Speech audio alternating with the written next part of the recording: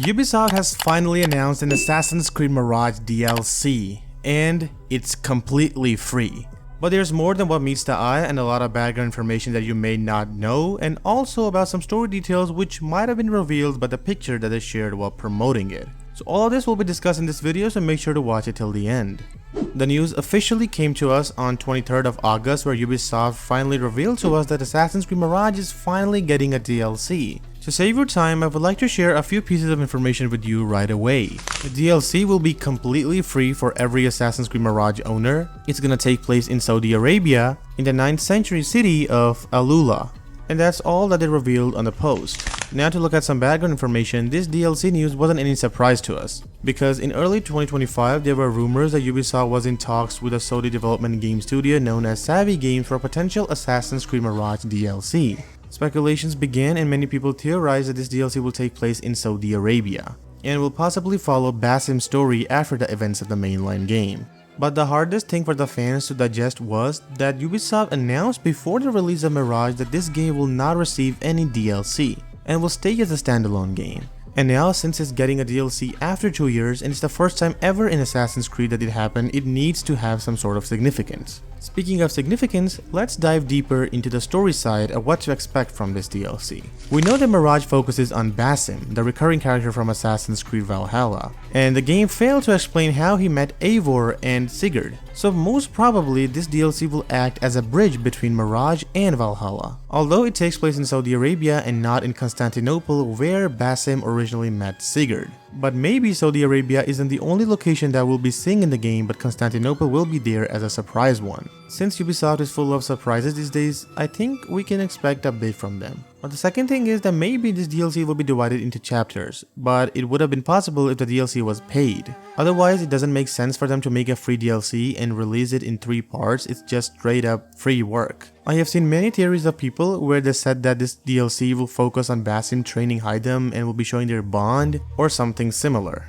But what I like to think is, with the concept art that they shared, the story will be different. Since Basim is a character focused purely on self-discovery. In Mirage, he discovered that he was Loki, and maybe in this DLC, he will discover something else. In the concept art, we can see Basim holding a mysterious pendant and following a strange man in his footsteps. There's a lot to theorize about, but I think it's Basim's inner consciousness as Loki. Why I like to think this way is because after Basim and Nehal merged, the genie also disappeared.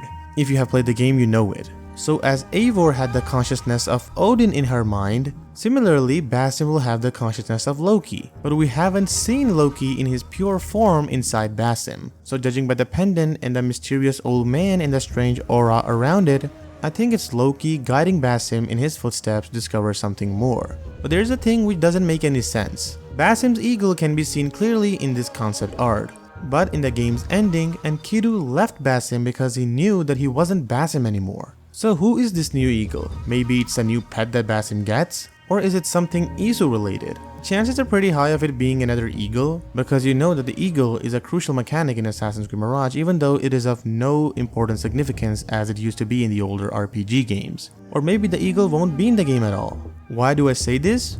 Because it's a concept art, and concept arts are meant to be a concept. So this is why I highly advise you to take my theories with a grain of salt, because I'm just theorizing based on what I'm saying. So I'm excited and curious at the same time about the DLC and its potential storyline. I really hope we get to see how Basim met Sigurd, so they completely bridge the gap between Valhalla and Mirage, which the main storyline failed to do so. Some side info also includes that the game will feature improved gameplay. And with this comes new locations, because this game will take place in a new city. The scale of the map is unknown because they haven't officially confirmed it, but if we do a little bit of our own research, we get a lot of information about the game's map and how it will be.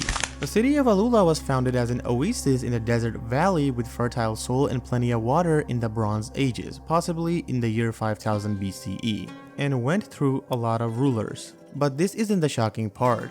In Islam, it is stated that when Prophet Muhammad and his followers were passing by the city of Al-Hijr, the Prophet told the followers to not enter it except with tears and fear, lest the same fate befall you.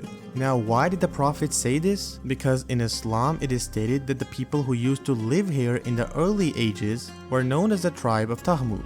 They were highly advanced for their time, carving magnificent homes, temples, and tombs directly into rock cliffs. But despite their skills and wealth, they became arrogant, corrupt, and oppressive. So to humble them, Allah sent Prophet Saleh as a messenger to guide them. At first, they did not trust that he was indeed a messenger, so they demanded a miracle from God. It happened and the famous she-camel was sent upon them, but the miracle came with the condition that they should not harm her in any way. But instead of believing this, the Talmud mocked Prophet Saleh and plotted against him. They killed the she-camel, which was a direct defiance against God's sign. Now after this, the Prophet warned them of their coming destruction, and 3 days later, a mighty earthquake and a terrible blast destroyed them, leaving their dwellings empty.